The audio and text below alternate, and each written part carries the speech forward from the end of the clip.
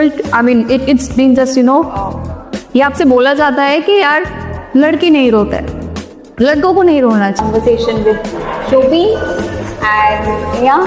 But society expects you to kind of keep things to yourself. I mean, yourself and not really be emotional or vocal about it.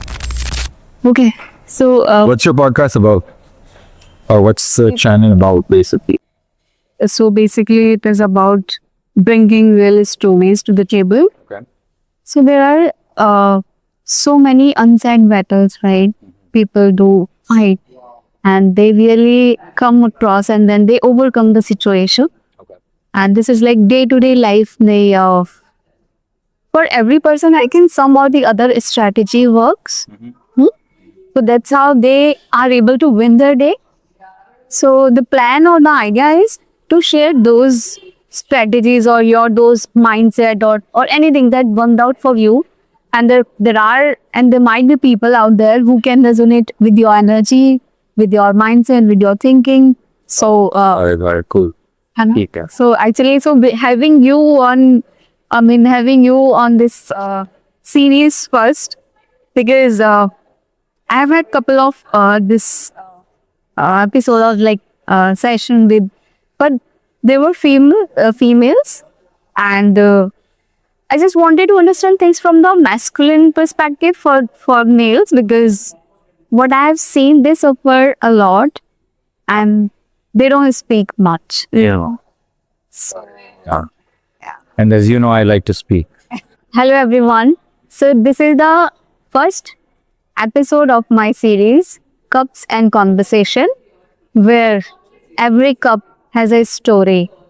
And today I have an interesting story and insightful that might add value to your life. And it's my initiative that through this conversation, you can get something valuable and take it back with you and apply those strategies or skills that Shoby is gonna share. So today my guest is Shoby. Hi Shoby, welcome on the show. Hi Megha, thank you for having me. Yeah. So I would let Shoby introduce himself rather me introducing him. So yeah, Shoby, over to you. Cool, thank you. Thanks. So, I think one place where I would start kind of my journey or my story is I tell people I'm from nowhere and everywhere. And a lot of people's reaction is like, oh, what do you mean? I've kind of grown up all over the place. I grew up in the Middle East. That's a particular culture that has its own kind of set of conditions. Came to India for high school, and my dad wanted me to kind of build some character and spend some time in my country. And then I did my undergrad from Canada and did my first master's from Scotland. And I've been in India for like the last 13, 14 years, working. So you can say, the advantage is obviously I've been exposed to a lot of kind of different, cultures, a lot of different conditions. But at the same time, I feel like, अपना एक kind of एक home place वतन होता है. I don't have that feeling with any particular place. I feel I picked up, important things along the way from every place. So that's kind of my story. So your life, I mean, the beginning years of your life has gone like, exploring new places, exploring new cultures, right? I would say, I don't know about exploring, because back then I was much younger. I was like, I feel more like I was put in those places and I had those opportunities, I put them. I think maybe now as some, somebody who's more kind of older and more mature, I'd probably say I'm kind of exploring. But yeah, I was just put in a place and I picked up whatever I could. Right. Sure. Thank you, Shoby. So to start with our conversation, and actually as I've heard about your story, right? And as I've known, the title of your story is Godless and Heartless. No, godless but not hard. So I'm sorry. And then when it comes to godless part, so I'm sure this is somewhere is connected to religion. So I would not get into that religion like, Hindu, Muslim, or like, Sikh. No. So in your own thoughts, I would, I would like to share your thoughts around what actual religion, what does religion means to you? So I'd say, growing up in the Gulf, Middle East, and particularly Saudi Arabia, I mean, recently it's kind of started opening up to people, and it's started to take slightly more liberal stance than before.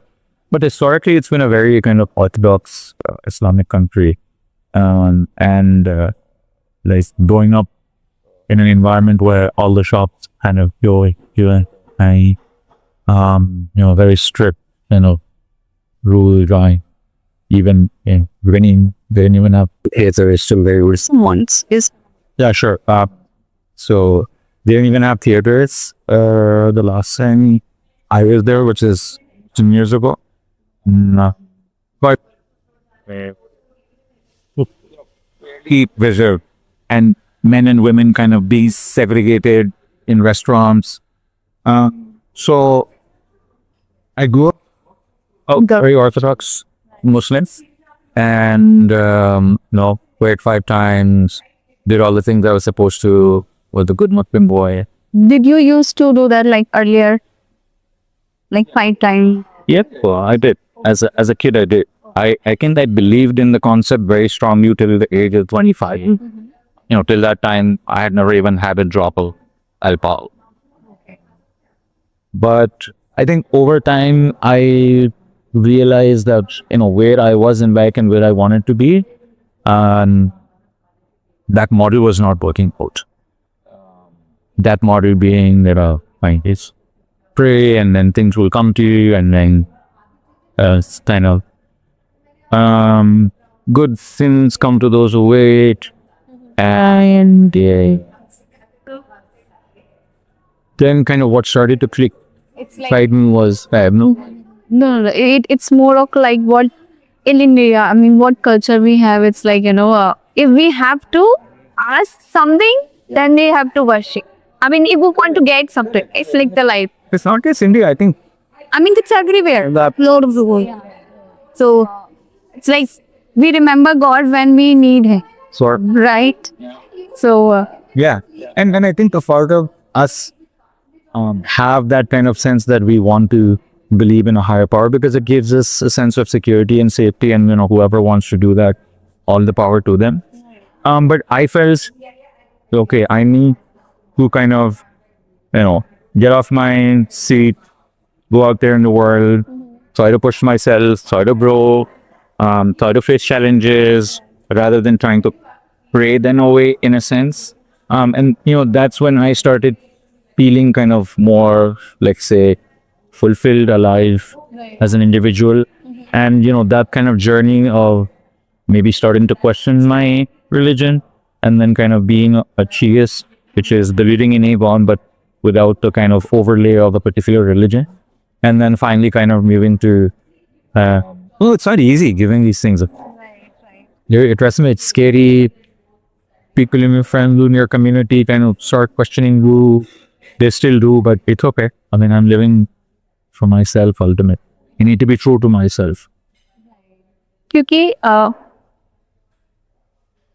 मतलब ऐसा होता है कि अगर it's like I'm sure that you have been a black sheep of your family. To some extent, That's let's say, I'm still considered. because I get resonated with you, because if we lead the same path, what our ancestors, what our parents have been leading, so it's like we are the one, like it doesn't fit to us. It is not necessarily that we have to follow that blindly, but be our own individuality, of course. That's how.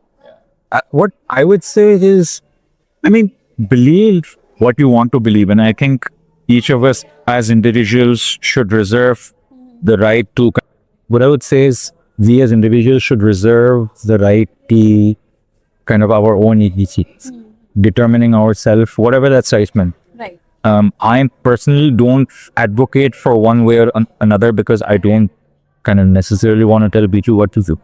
But what I can do is share my story, with the utmost kind of sincerity that I can. up to people, whether they want to get inspired by it, whether they want to kind of ignore it, up to them. Right. So I'm sure out of your story, this approach, so for the people out there, the thing can be taken as an inspiration from you. Like, what was the time? I mean, how did you face those challenges? And when I'm sure family का भी कुछ अलग सा pressure होगा कि आप ऐसा क्यों एक अलग रास्ता अपने लिए ले रहे हो, कुछ इस तरीके का भी आई एम श्योर कि उस टाइम पे कुछ चैलेंज आया होगा, because there are many people who really want to take or he I mean जिनको कुछ एक अपना एक लेगेसी बनानी है, बट उनको करेज नहीं आता है सोच के कि मेरी फैमिली के लिए ये सही नहीं है तो मुझे नहीं करना चाहिए. तो उसमें फिर वो they lose their own essence. Sure. So when you stood up for yourself, तो उसमें आपने उसको उस तरीके को कैसे आपने हैंडल किया? I think a great question. I think how it started was, so when I started working in India, I joined my uncle's business. And that was after, a year or so after completing my master's from the UK. And I'm not exactly finding the roles that were appealing to me, that I was genuinely interested in. And that was just right after the financial crisis of 2008, 2009. So, uske baad, I was like, you know what, I'm not going to wait for that perfect job to come. I'm getting an opportunity. And when I come to India, my uncle was like, I was living with him for 2 years. And what he told me, want to start working here, keep yourself busy. You are live in the future, find something in finance. Ryan Conrad. If you want to do that, go ahead. But why don't you have some experience? Like, okay, let me start with him. I ended up enjoying working with him a lot. However, someone who was not very happy with that decision of my father. He said, I am not can to adopt a study to ultimately come back to India and work with you. I mean, didn't like that idea. I was like, you know what? I've been listening to his advice, in terms of what studies should take, what courses to take, how I should look at my career. And not coincidentally, actually, this is very important to the story. At that time, I was working in Dubai for a couple of months. I had joined a financial software firm. And my dad kind of isn't so eye to eye on terms of how late they wanted to keep me, how much they wanted me to kind of travel, this and that. And he was very particular, no, you should do the CFA, and they should be able to not send you to travel and travel. And he kind of let me leave that job within 2 months. And later on, I kind of regretted the decision, because I come out offering a decent pay and, at the time. And I said, you know what, I think I need to start taking decisions on it. So when I started working with my uncle and he was not happy, it's like, you know what, Dad, and thank you for all the time, appreciate it. But this time, at the risk of upsetting you, at the risk of making you angry, disappointed, whatever, now I start to make decisions and live life on my own. Because what I realized was after leaving the first job was like, I would rather make a decision myself, let's say turns out to be not the right decision. I would rather resent myself rather than follow someone's advice and be resentful to somebody else. So this was a big shift for me. And then that was a very scary time. Up till that time, I looked up to my father. It's kind of a little bit nervous, scared by him because, he used to kind of still does try to kind of talk in that, typical DC bad way, just trying to dominate the conversation. And once I came over that fear, then this decision kind of, not listening to him, then this decision to maybe starting to question other things in my life, became a little bit easier, I would say. So I think that's a kind of key curse, this thing. And then a year after I started working with my uncle, I'm like, okay, like things that I thought were true, which means, oh no, I should always be listening to my partner for everything. Maybe I can apply that same questioning mindset and then finding out what the actual truth is to other things in my big thing in my life was Islam at the time. And that's what kind of started me on the year. So I think being the son of the family, so it comes natural to you that you have to take care of your family business kind of a thing. I mean, Again, I was working with my uncle. That was not my father's business. So there was none of that pressure. He was like, join if you want to. I think you could make a good fit. He was very encouraging, very welcoming, I would say. And he was starting to give me very interesting work early on in my career. I got a lot of love. I still do get a lot of love and respect from him. God bless him. I appreciate him a lot. So yeah, but I never felt compelled or pressured in any, I think that's a because he has his sons also, and they've now joined the family business. They're much younger. I'm very close to them as well. So I think he had in mind maybe this one day they have to take over, but still they were very, very young at the time. I think they were in 9th or 10th grade. So Oh, all right. Great. Thanks for sharing. So I think rather than taking that as a regret, I think that had been your evolution here, I can say. 100%. It started me on the path to establishing AJ. Like, you know what? I determined my path. I'm responsible for my actions and consequences. And this kind of belief in kind of external kind of institutions or structures, such as, kind of parental pressure or religion or communal norms, I started to kind of question that. And I feel like everyone should question it. Even after a very, very deep and thorough question, if you still want to believe in what you believe, go ahead. Ultimately, it's your life. You don't have to be answerable to anyone but me. So I think I can conclude that this has been your religion. I mean, in terms True of to myself. true to yourself. Yep. I will just say one thing. At the end of life, hopefully I get to live a long and healthy life. Enjoying. And when I'm on my deathbed, I want to ask myself, did I try to be true to myself as much as I could? Or did I live life in a way that was trying to please people? I mean, there's nothing wrong. I believe in a balance, right? I love people in general. I like to kind of make people happy. But it should not come at the cost of your own identity. You should not lose yourself during the process. Yeah. Okay, great. So thanks, insightful thoughts around your this religion is. So just for our audience, so I mean, for me also religion is it not something that we have to follow, particularly like what has been following since years. It's like I am Hindu or like I don't want to bring in this, sorry. So it is not that particular religion that we have to follow. So religion basically stands for me that are you kind enough to understand other people's problem? Sure. Empathy. Empathy. Right. So, and before that, are you kind to yourself first? Absolutely. Right? Yeah. So for me, this is the basic, I consider this just first kind to yourself and then automatically you will be kind to others. I agree. I like in my journey recently, because I've had my fair share of, anxiety, depression. I still kind of tend to get anxious in certain situations. Right. And I think what's helped me work through that, what's helped me overcome those challenges, has been to treat myself with extreme kindness, extreme love, extreme forgiveness. Right. Because what I mean is, once you start doing that, you are less hard on yourself, and the kind of defenses you put up against yourself and against the world and other people, they start coming down, and you kind of generally become more calm you become calmer towards yourself. And then, as you mentioned, since you see so many things that need to be worked on in yourself and you're forgiving, it becomes a lot easier being that to other people. Oh, sure. Yeah, right.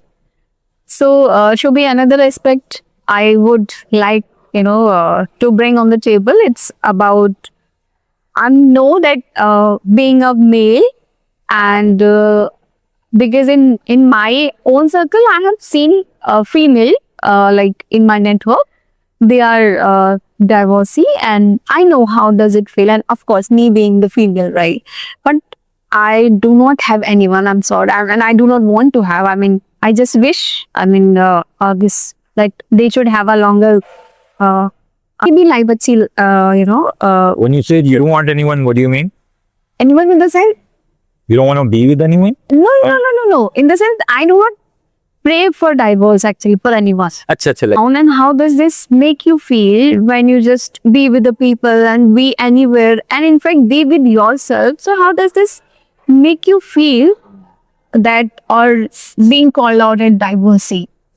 oh, yeah, I think we didn't get a chance to touch upon this also. So I am, yes. I mean, and how does this, create an impact on masculine energy? So I just want to understand from the male side. So just to give you a little bit of background, and for the folks out there, I was married for a year and a half. This is some time ago. I separated. Thankfully, it was a fairly amicable separation about 5 years ago. But yeah, coming to your point about how people look at you, again, that was a journey in itself. It took me a couple of years to kind of heal from that, to again treat myself with grace and love and patience, to basically kind of, I mean, the thing is, in terms of approval and validation, the first place you need to start with is yourself.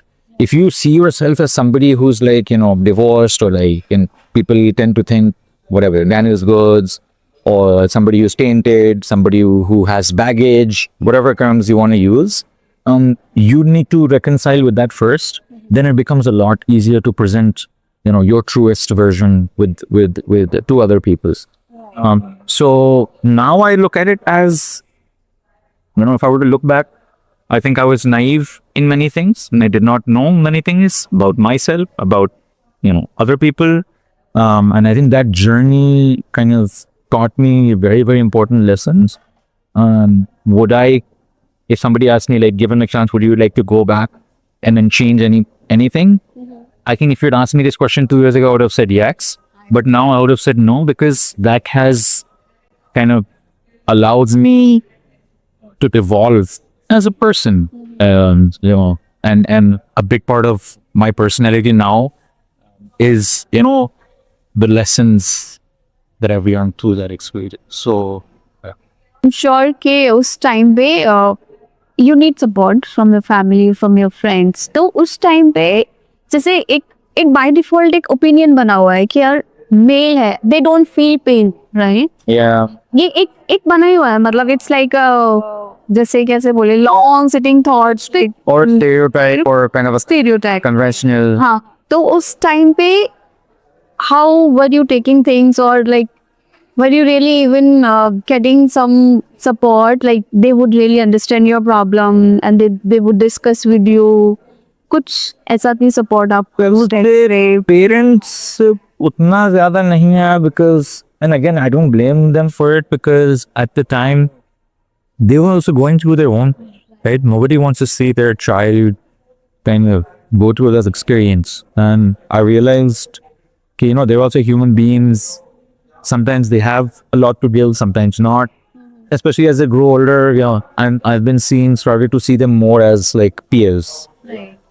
People with a lot of great quality, with some shortcomings also. That's part of being human.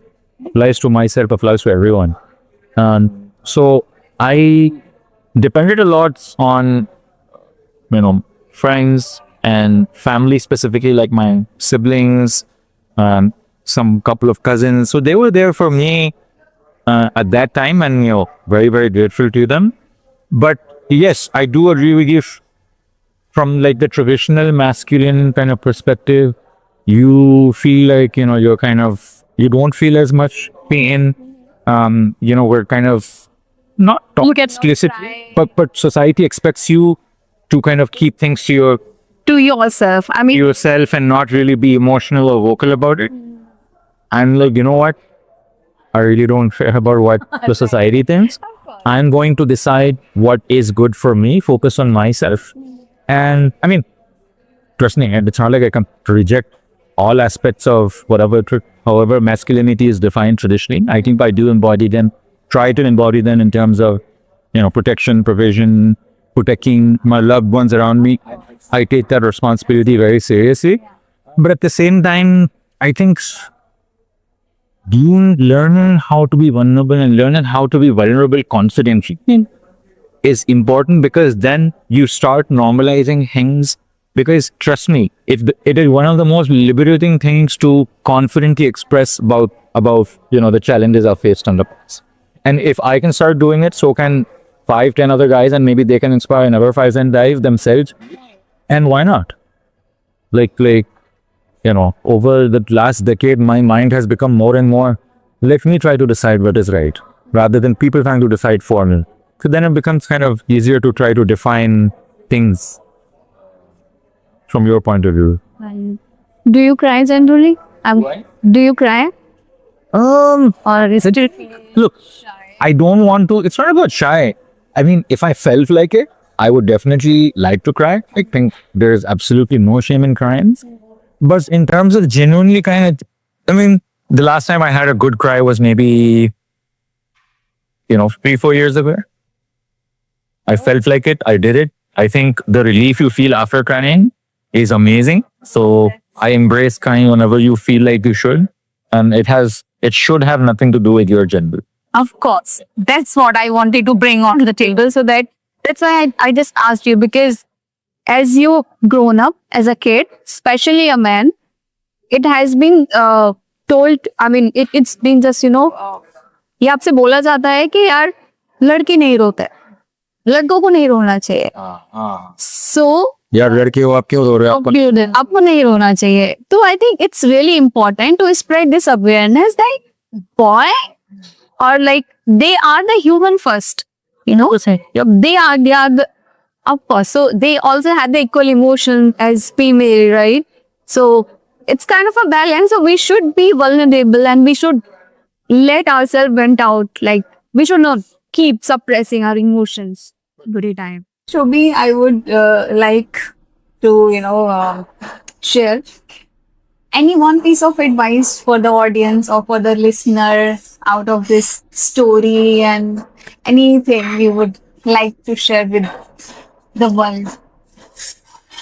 There is so much more wisdom within ourselves than we give credit for. Be open to finding what that wisdom is. So, Right. don't overlook, don't underestimate the innate wisdom we have inside of ourselves as human beings. So, Thank you. thank you for having me. I appreciate it. Thank you so much. Thank you so much. So I just close this conversation here. So this series ends here. So I hope you guys enjoyed Cups and Conversation with Shoby. And and I wish and I look forward to bring such more stories to you guys so that you can rise and shine in your way. Thank you for watching. Thank you for listening.